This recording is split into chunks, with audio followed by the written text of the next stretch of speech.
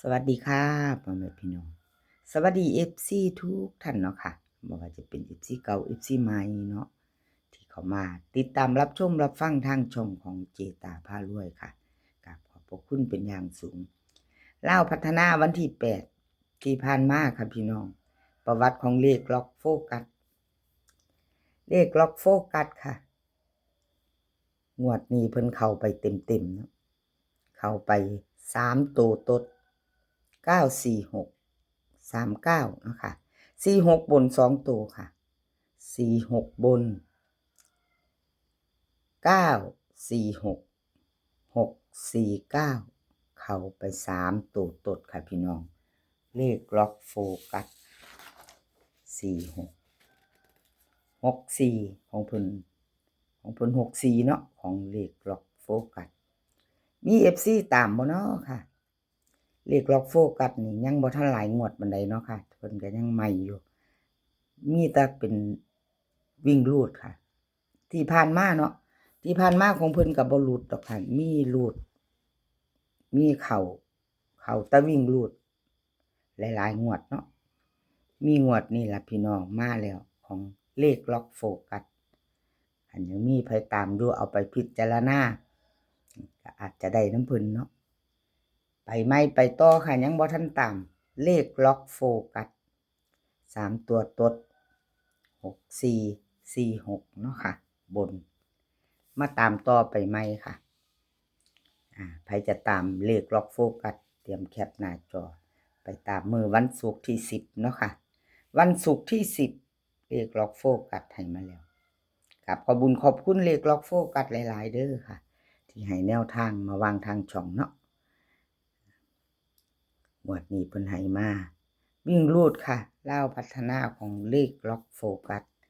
วิ่งรูดเพิ่นให้มา6กับ2ค่ะ2ตัว4หางงวดนี้4หางแล้วค่ะพี่น้อง6261 2928เบิ้ล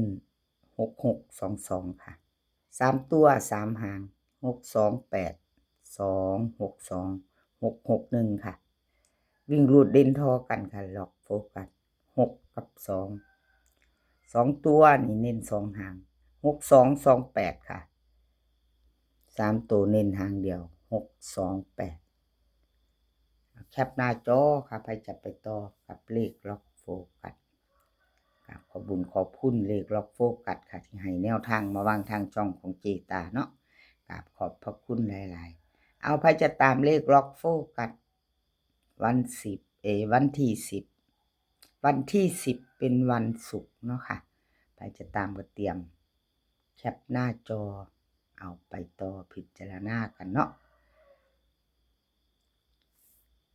เลขทุกตัวเอามาวางเพื่อเป็นแนวทางค่ะโปรดใช้วิจารณญาณในการรับชมเป็นอย่างสูงไปต่อค่ะ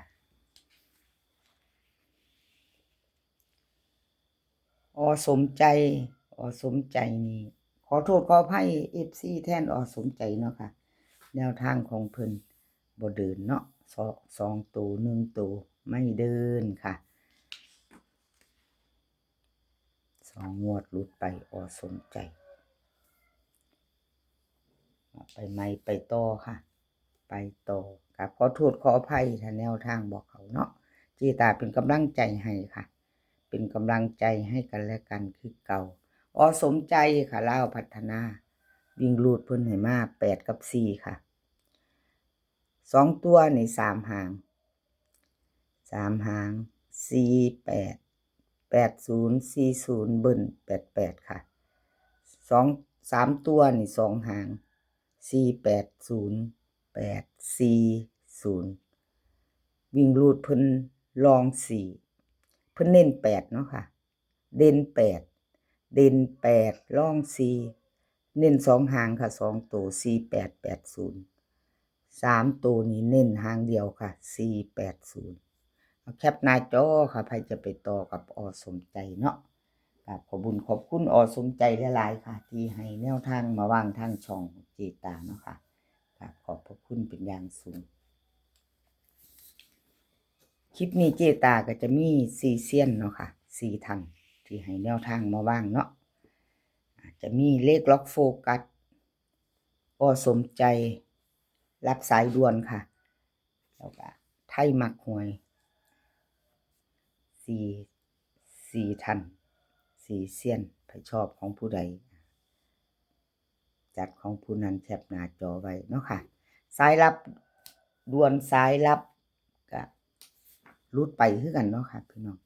รุดหลุดไปบ่เป็นหยังหลุดแล้วก็เฮามาไปใหม่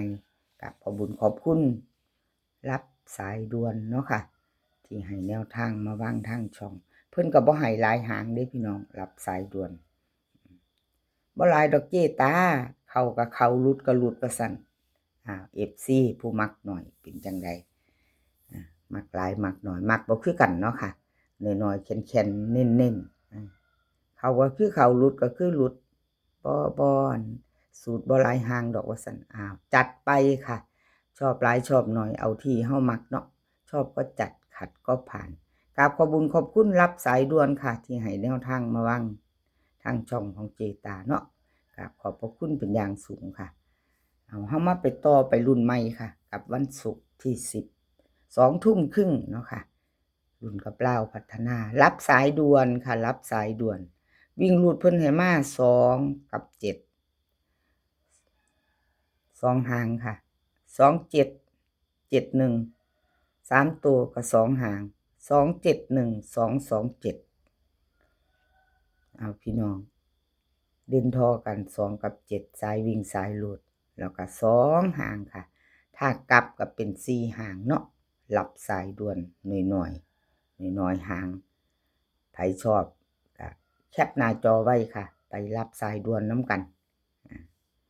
รุ่นต่อเนาะค่ะ2 หางค่ะ271 227ชอบกระจัดค่ะคัดกระพานรับสายด่วนค่ะชอบก็จัดขัดก็ผ่านเนาะเลยก็เป็นเพียงแนวทางค่ะรับชมรับฟังเพื่อเป็นแนวทางเนาะเลขรุดเลขบ่เข้าก็กราบขอโทษขออภัยเนาะค่ะไทยมักหวยค่ะไทยมักหวยเพิ่นก็เข้า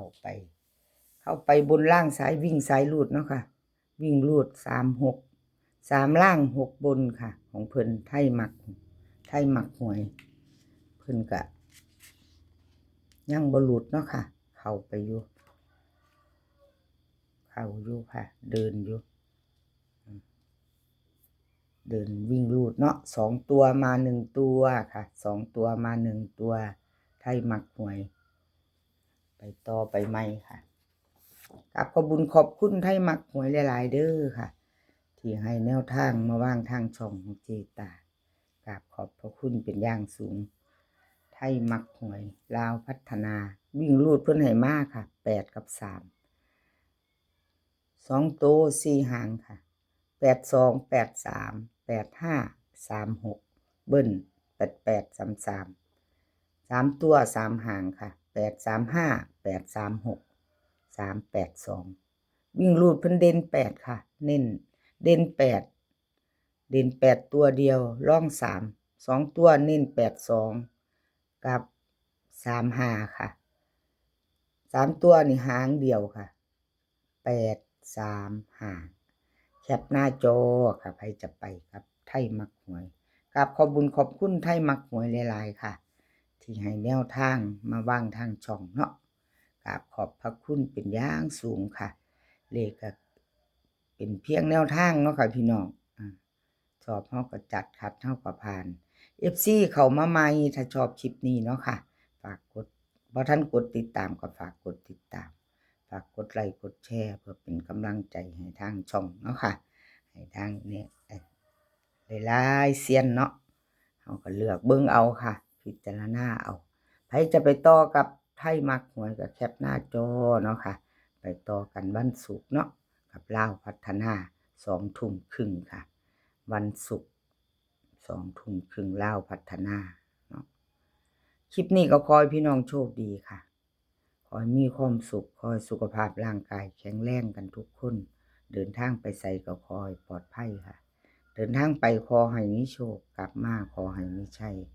คลิปหน้าพ้อกันใหม่ค่ะ คลิปนี้ก็สวัสดีค่ะ